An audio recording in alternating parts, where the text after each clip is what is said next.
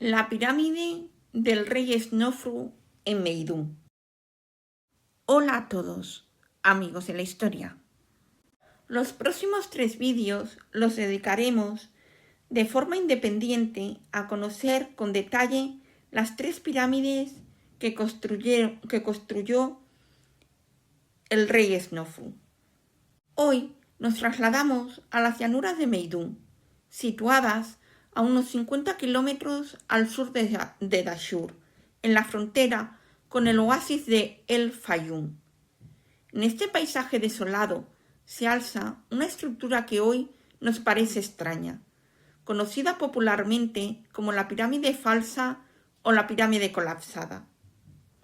Estamos ante el primer gran proyecto de Snofru, el fundador de la dinastía IV, quien heredó esta obra posiblemente iniciada por su antecesor, el rey Uni. Meidum no es solo un monumento funerario, es el testimonio físico de un momento crítico donde los egipcios intentaron, por primera vez, superar la forma escalonada para alcanzar la perfección de las caras lisas. La construcción de Meidum se desarrolló en 3 fases que nos cuentan una historia de ambición creciente.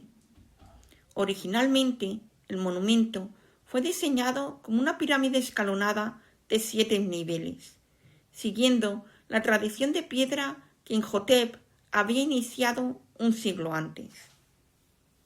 Poco después, se decidió ampliar la estructura a 8 escalones, utilizando hiladas de mampostería inclinadas, unos 16 grados hacia el centro del edificio. Este método buscaba que el propio peso de los bloques presionara hacia el núcleo interno, garantizando una estabilidad que los arquitectos de la dinastía III consideraban sagrada. Sin embargo, Snofru decidió romper con el pasado y emprendió una reforma revolucionaria. Ordenó rellenar los huecos entre los escalones con bloques de piedra caliza colocados esta vez en hiladas horizontales, cubriéndolo todo con la finísima caliza blanca de Tura. Su objetivo era audaz: transformar la escalera hacia las estrellas en la primera pirámide de caras lisas de la historia. El monumento debía alcanzar los 92 metros de altura, convirtiéndose en una rampa de luz deslumbrante bajo el sol. Pero este sueño ocultaba un error fatal. Los arquitectos construyeron el nuevo revestimiento liso sobre una base que no estaba cimentada en la roca madre, sino sobre arenas y escombros de las fases anteriores. El peso masivo de las capas exteriores terminó por no adherirse correctamente al núcleo, preparando el escenario para el colapso catastrófico que hoy define la silueta de Meidum. Este fracaso no fue en vano. Obligó a los egipcios a replantearse toda su ingeniería para los proyectos que vendrían después en Dashur. Si nos adentramos en el interior de Meidum, descubrimos innovaciones que cambiaron para siempre el diseño de las tumbas reales. Por primera vez, la cámara funeraria no se excavó en el subsuelo, sino que se situó en el mismo cuerpo de la pirámide, por encima del nivel del suelo.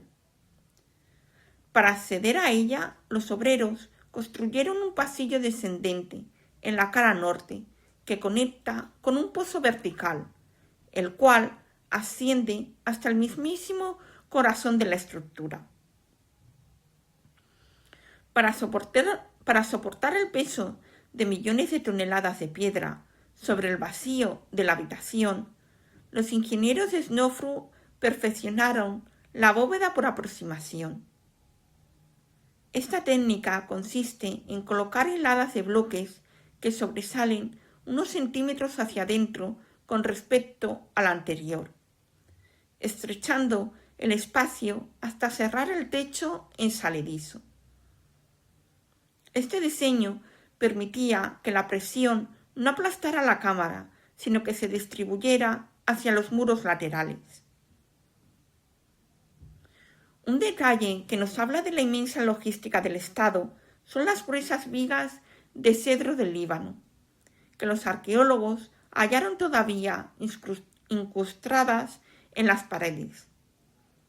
Estas maderas nobles, importadas en expediciones navales masivas a Biblos, servían como refuerzo estructural y puntos de apoyo para maniobrar el equipo funerario. Meidum fue en realidad el laboratorio donde se probaron las soluciones de ingeniería que permitirían, años más tarde, elevar bloques de 60 toneladas en Giza. Es vital que entendamos Meidum como el eslabón crítico en la evolución del pensamiento egipcio. A menudo imaginamos que el conocimiento de las pirámides fue un milagro espontáneo, pero este monumento nos cuenta la historia de una civilización que tuvo la humildad de aprender de sus propios errores. En Meidum, los egipcios intentaron forzar las leyes de la física antes de comprenderlas del todo, descubriendo que la eternidad dependía de un cálculo preciso de la cimentación. Al observar cómo las capas de Meidum se deslizaban, los arquitectos reales comprendieron que la geometría de caras lisas requería ángulos menos pronunciados y bases mucho más sólidas. Esta lesión fue el motor del progreso. Sin el derrumbe de Meidum, los ingenieros de Snofru no habrían tenido la cautela necesaria para enfrentar los desafíos técnicos que surgieron poco después en las necrópolis de Dashur. Este monumento es el testamento de una humanidad persistente. Nos enseña que la maestría no se hereda, sino que se forja a base de superar crisis estructurales. La voluntad de Snofru ante este desplome es lo que marca el inicio de una era de gigantes. El rey no abandonó su visión, sino que utilizó el fracaso de Meidum como el primer peldaño real hacia la perfección arquitectónica. ¿Por qué se empeñó Snofru en alisar las caras de Meidum? La respuesta está en un cambio profundo en la fe egipcia, el ascenso del culto al dios solar Ra. En la dinastía anterior, la pirámide escalonada era una escalera para que el faraón se uniera a las estrellas imperecederas del norte.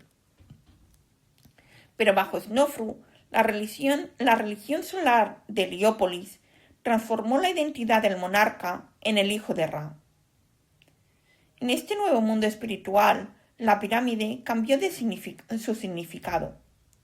Las caras lisas ya no eran peldaños, sino la representación física de los rayos del sol petrificados, descendiendo sobre la tierra.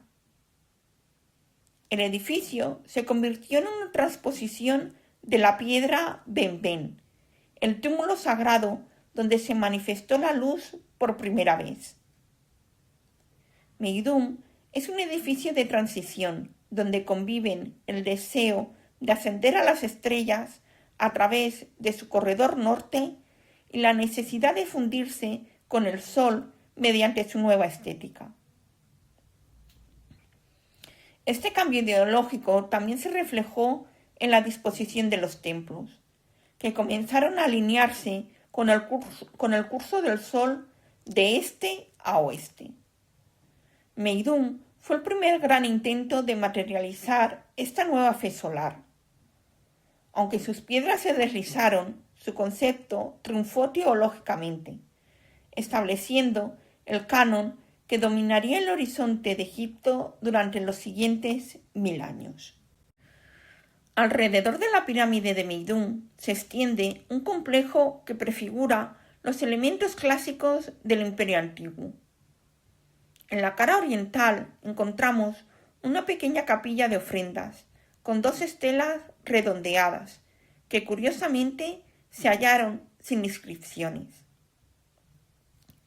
Una calzada que en su día estuvo protegida por muros de adobe conecta este santuario con la zona del valle, marcando la ruta que el espíritu del rey debía recorrer hacia la vida eterna. Alrededor de Meidum había la necrópolis de los príncipes. Allí se construyeron las mastabas más grandes de la época para la familia de Snofru. Destaca la tumba del visir Nefermaat y su esposa Itet, donde se descubrieron las célebres ocas de Meidum, una cumbre de la pintura egipcia que muestra un naturalismo asombroso. Nefermat experimentó aquí con relieves rellenos de pasta de color para asegurar que las imágenes fueran imperecederas. Cerca de allí, la mastaba de Rahotep y Nofret nos legó estatuas de un realismo estremecedor, cuyos ojos de cristal parecen vigilar todavía el laboratorio de piedra de su padre. Estos miembros de la familia real permanecieron fieles a Meidum, incluso cuando el rey trasladó su actividad principal. Este lugar no fue solo una ruina, sino el centro de una corte vibrante que estaba definiendo piedra a piedra el arte y la política de la nueva dinastía. Debemos mirar más allá de Meidum para entender la verdadera grandeza de Snofru. Tras el colapso estructural de este monumento, el faraón no se dejó vencer por el desánimo. Se trasladó a Dashur para emprender un nuevo desafío, la pirámide romboidal. Pero la piedra volvió a ponerlo a prueba. A mitad de la obra aparecieron grietas amenazantes en los pasadizos internos debido a que el terreno no era lo bastante sólido. En una decisión de emergencia que hoy define su silueta, los arquitectos redujeron bruscamente el ángulo de 54 a 43 grados para salvar el edificio de un desastre total. Aquel susto en la pirámide romboidal fue el último examen en la escuela del error. Con la experiencia acumulada de 2 fracasos y una corrección desesperada, Snofru ordenó levantar su tercera y definitiva gran obra, la pirámide roja, aplicando desde la base el ángulo estable de 43 grados, aprendido de la romboidal. Logró, por fin, la primera pirámide de caras lisas perfecta y estable de la humanidad. Snofru, el arquitecto del sol, demostró que la eternidad no se construye con milagros, sino con la persistencia de quien sabe levantarse entre los escombros de sus propios intentos, para finalmente tocar el cielo con una montaña de piedra perfecta. Si te ha gustado este vídeo, no olvides suscribirte y activar la campanita para seguir aprendiendo juntos sobre la historia de Egipto. Hasta el próximo vídeo.